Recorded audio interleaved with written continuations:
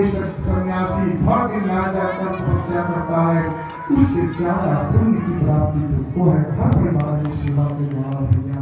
इसलिए सेवा से मत चुको, किसी को सेवा करो, भगवान के स्वरूप मानकर सेवा करो। पानी पिलाओ, मैं भगवान को पिला रहा हूँ, क्या पिला रहे हूँ, जो मांगे हो भगवान के समझकर सेवा करो।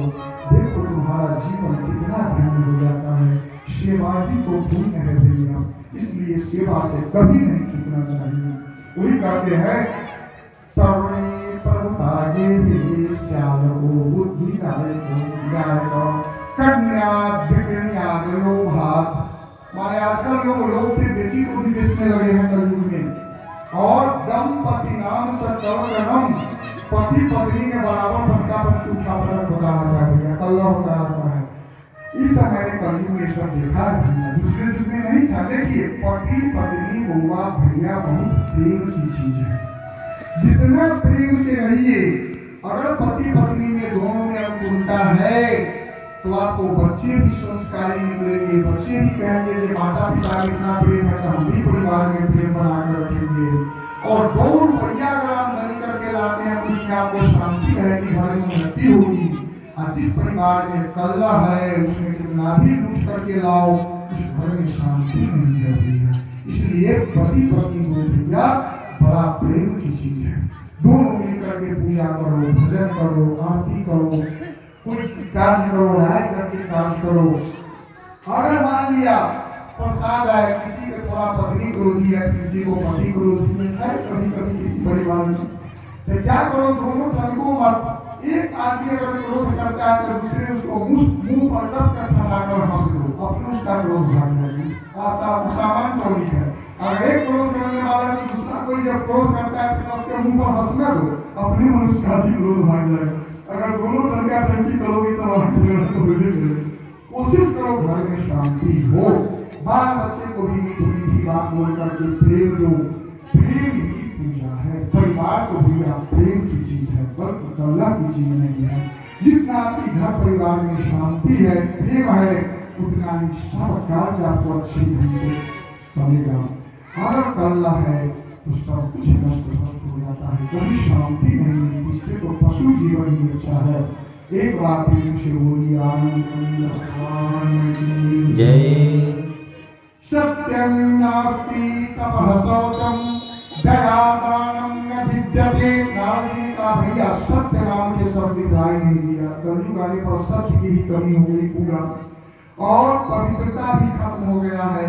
पहले कपड़ा वस्त्र गंदा था, शरीर थोड़ा गंदगी लगी हुई थी, लेकिन आत्मा सबके साथ था।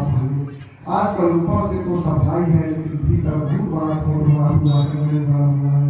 ये सब कलयुग का प्रभाव है। उदरम भरणो जीवा, जीव सिर्फ अपना पेट भरने में लगे हुए हैं। बड़ा का कूटभाषी, कलयुग में ज्यादा लोग कूटभाषी हो गए हैं। कूटभाषी माने तुरंत जवाब देते हैं। आप बस में जा रहे हैं, खड़े हैं, कोई दो बच्चा बैठा हुआ है, कोई अरे बच्चा थोड़ा साइड थोड़ा हटता तो वही बैठ जाता तो सीट आकर जाएगा क्या मैं खड़ा हो रहा हूँ क्या। माने कूटनीति ज्यादा होता है, कूटभाषी ज्यादा लोग हो गया है।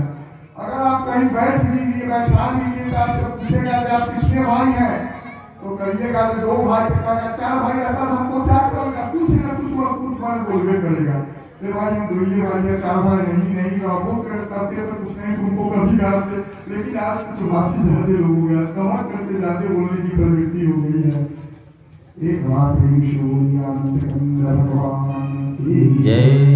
इस प्रकार भैया भ्रमण करते हुए मैं वृंदावन में आया। जो ही वृंदावन में मैंने आया तो वृंदावन आने पर मुझे शांति मिली। वृंदावन में अभी भी भक्ति है, वृंदावन में अभी भी भक्ति है, लेकिन ज्ञान वैराग्य का अभाव वहां पर भी है। तो वृंदावन आने पर मैंने देखा, जब एक विचित्र, बहुत बड़ा विचित्र लीला देखा भैया। अरे क्या देखा, सरकारी ऋषि ने कहा नारद क्या देखा। अरे जमुना किनारे एक सुंदर दिव्य स्त्री 20 वर्ष के खूब श्रृंगार करके महिला बैठी थी। उसके सामने 2 बूढ़े पड़े हुए थे, लेटे हुए थे, सोए हुए थे, और उसकी आंखों से झरझर आंसू बह रही थी। बहुत सी सुंदर सुंदर स्त्रियां, कोई पाँव दबा रही थी, कोई पीठी दाब रही थी, कोई पंखा झेल रही थी। उसको आश्चर्य इसलिए लगा भैया, इस स्त्री को इतना सब सेवा करने वाली है, वह तो रो रही कोहबर हो गया। मैं उसके पास चला गया और जाकर के मैंने पूछा, उस जो ही पास गया तो मैं तो नहीं पहचान सका उसको भैया, लेकिन वो स्त्री मुझे वफाला जो थी वह पहचान ली और जो थी और मुझसे कहना शुरू कर दी, बालो वाचम भो भो साधो क्षणं तिष्ठा मच्चिन्तां मतिनाशया दर्शनं तौ लोकस्य सर्वथानहरं परम। भो भो साधो क्षणं तिष्ठा, ओ साधु बाबा जरा रुक जाइए। बहुत पुण्यों का फल है साधु संत महात्मा वैष्णव का दर्शन, बहुत पुण्यों का फल मिलता है भैया। रास्ते पर कोई काम करने के लिए निकलिए, कोई संत महात्मा मिल जाए, कोई ब्राह्मण मिल जाए तो आशीर्वाद चरण छू करके आशीर्वाद दीजिए, क्योंकि जिस काम करने के लिए जा रहे हैं शायद भगवान निश्चित सफलता देंगे, इसलिए दर्शन होता है। बाबा मैं बहुत रो रही थी, लेकिन आपका दर्शन हुआ। आप तो सबको दुख को हरण करने वाले हैं, एक क्षण के लिए ठहर जाइए बाबा। और तो उन्होंने कहा, अरे तुम कौन हो? मैंने नहीं पहचाना, तुम कौन हो? कहा बाबा आप नहीं पहचानते हैं? नहीं। अरे सतयुग त्रेता द्वापर में मैं आपके साथ ही बाबा। तो कौन हो? मैं वही भक्ति हूँ बाबा। एक बूढ़े दोनों मेरे ज्ञान वैराग पुत्र हैं बाबा। अरे ज्ञान वैराग बूढ़ा हो गया, तुम झूठी बनी हुई हो? कहा हाँ बाबा। क्या कारण है? कलयुग का प्रभाव है। भक्ति अपना परिचय देना शुरू की नारद जी के सामने कि उत्पन्ना दर्वेशाहं वृद्धि कर्मनाथ के कथा।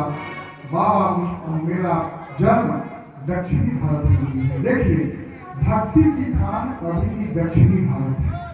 दक्षिणी भारत में भक्ति की खान है।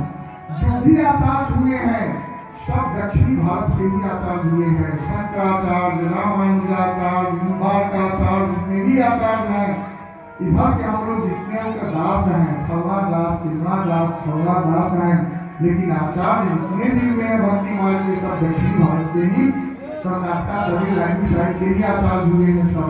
तो भक्ति की उत्पत्ति दक्षिणी भारत में है, कर्नाटक में पड़ी। गुजरात में आने पर तीनों बूढ़े हो गए, भक्ति ज्ञान वैराग तीनों बूढ़े हो गए। क्यों?